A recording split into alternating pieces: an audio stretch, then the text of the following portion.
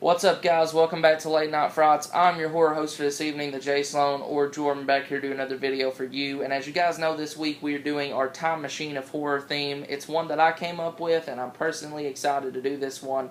So let's go ahead and jump into it. Once again, before we start, I just want to explain this theme. It's like I said, it's one I made up, and it's one that I took some careful thought into making, and I thought it would be cool to do. So what it is basically from the 50s until now, from 50s to 2013, each member, myself and my second leader, All Random Things, picks a time era, and we talk about each film that we have seen from that time era. So it's not going to be every movie from that time era. Zach or Monster Mash 339 already did 50s, so I'm going to do 70s. This is my personal favorite time era in horror. I love 70s and 80s. That's my top two favorite time eras in horror. So yeah, I have 12 films to talk to you about today.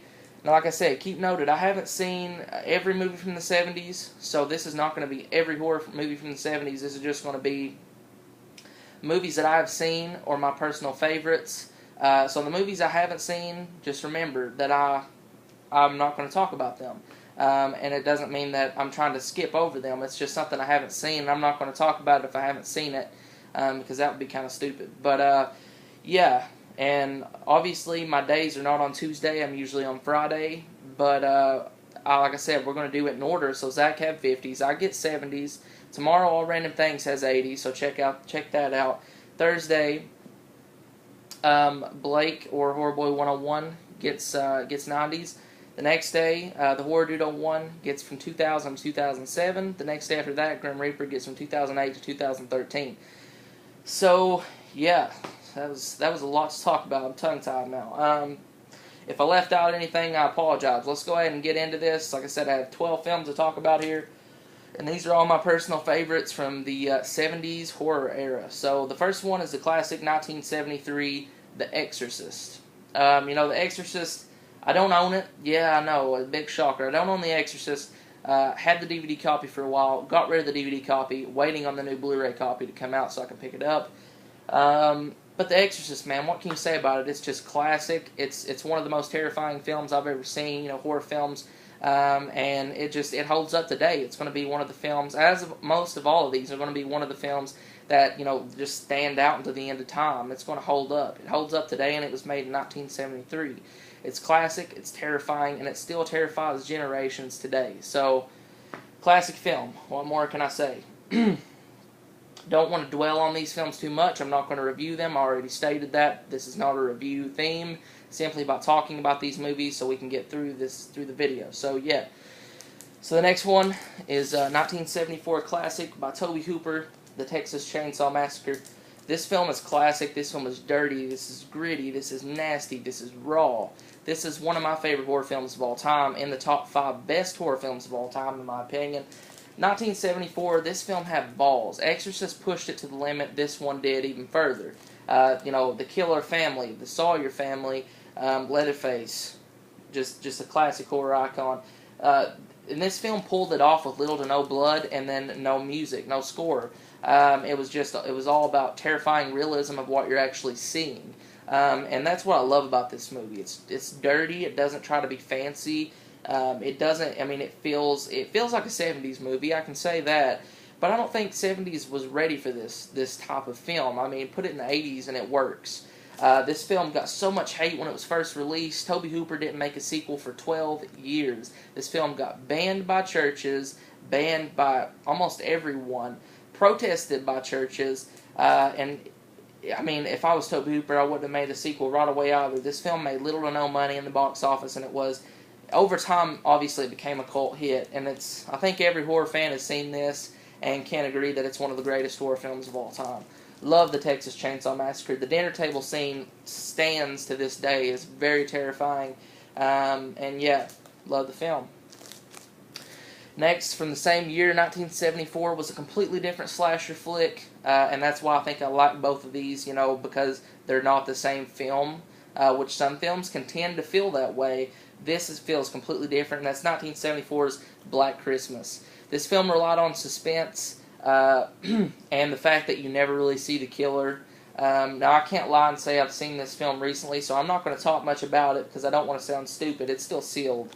I've seen this film a couple of times on TV, but I haven't seen it recently, so I'm not going to talk about it and lie and say, oh yeah, I've seen it, because I haven't seen it in a long time.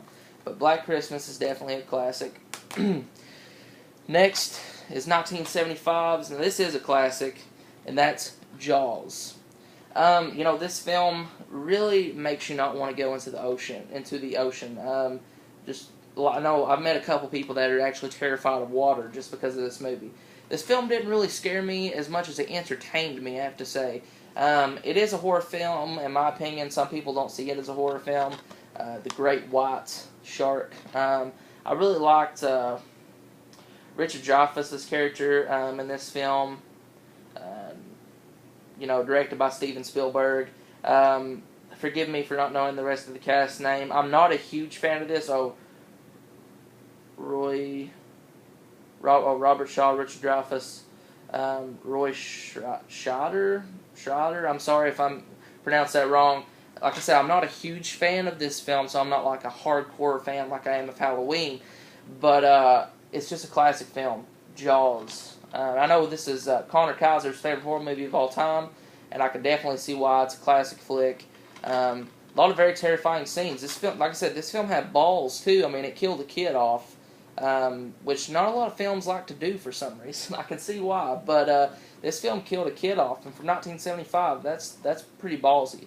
So Jaws. So the next, I believe, is from 1975 as well. I'm gonna have to check. No, it's from 1976. The Omen. Okay, this movie is terrifying. It really is. The kid who plays Damien just freaks the hell out of me. Especially the scene where the chick, flies off the roof and is like, "This is all for you, Damien," and basically hangs herself. That's messed up.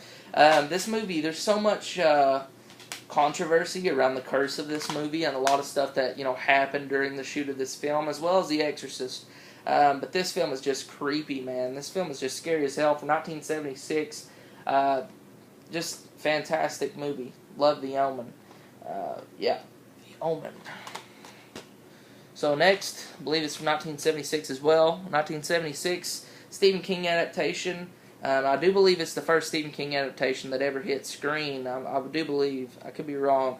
This is Sissy Spacek and John Travolta in Carrie, which has also already been remade, and it's coming to a theaters. I don't know exactly what date. It's already been remade once before for a made-for-TV version, but there's a new remake coming out with Chloe Moretz. So I don't know. I'm going to check that one out. Anyways, this is a really, really good movie. Not my favorite Stephen King adaptation. Not the best, in my opinion. Not the worst, though, either. So, Sissy Spacek does an amazing job. John Travolta's just there. I mean, there's nothing really you can say. Classic film. Very, fantastic storyline. Stephen King just has an amazing mind. I really some people think it's a creepy mind. I think it's an amazing mind for all the books he's done, and turned into adaptations. I mean, almost every one of his books gets turned into film. Just a fantastic film. So yeah, this is just irritating me out. A little bit of the cover art was down there. You guys know how that happens. Getting off topic, but yeah. Anyways, Carrie. Moving on. 1977, I believe. Let me check again. I'm just double checking. I don't want to look stupid. 1977, The Hills Have Eyes. Well, Wes Craven came out with this movie. I like this movie. Don't get me wrong. There's some really good scenes in this movie. For the time it was made, with the rape scene and all, it did have balls, I could say. But it's not a fantastic movie by far. I prefer the remake over the original, but it's just a classic film. That guy's, I actually find him more funny than I do creepy. There, up there. But it's harrowing and nasty. Entertainment Weekly. I don't know. Should I say it's a classic? To me, it's not necessarily a classic, but it is a fun film. I mean, I have to say that. It's a fun 70s flick. It's got good acting in it. It really does, but it's just not as good as the remake, in my opinion. Moving on. Oh, boy. In 1978, we got the greatest horror film of all time, in my opinion, and that is John Carpenter's Halloween. Nothing more to say. This film was suspenseful. It also, like Texas Chainsaw Massacre, didn't rely on blood. This film relied on suspense. This film relied on suspense. It also relied on acting, which I felt was pretty good. Even though Jamie Lee Curtis's acting, this was her film debut, she still did an amazing job. Donald Pleasance's acting in this is chilling. And it also, like most horror films do today, or they did in the 80s as well, in the 90s.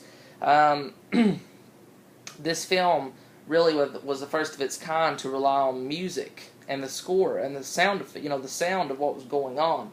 Little or no blood, all suspense, all suspenseful. Halloween's the greatest horror film of all time, in my opinion. I love this movie to death. You guys know how much I love it. I'm not going to explain. So yeah, classic. Still, I think that really birthed the slasher films. Like really, just kind of kick-started the slasher flicks.